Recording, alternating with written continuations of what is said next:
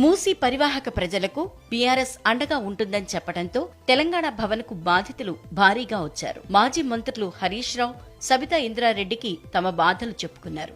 ఎన్నో ఏళ్లుగా నివసిస్తున్న తాము ఇప్పటికిప్పుడు ఎక్కడికి వెళ్లాలని ఆవేదన వ్యక్తం చేశారు. బ్యాంకుల్లో లోన్లు తీసుకుని ఇళ్లు కట్టుకున్నామని, ఈఎంఐలు కూడా తీరలేదన్నారు. చిన్న చిన్న పిల్లలతో ఎక్కడికి వెళ్లాలని కన్నీళ్లు పెట్టుకున్నారు మూసీ పరివాహక ప్రాంతాల్లో నివాసముంటున్న ప్రజలు.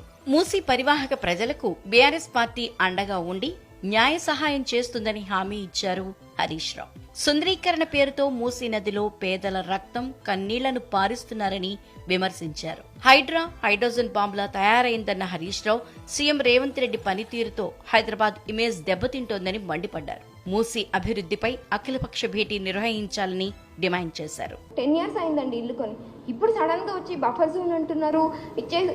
అంటే ఇప్పుడు బఫర్ జోన్ లో ఒక్కసారి మార్పు వేస్తే కూలగొట్టేస్తామంటున్నారు.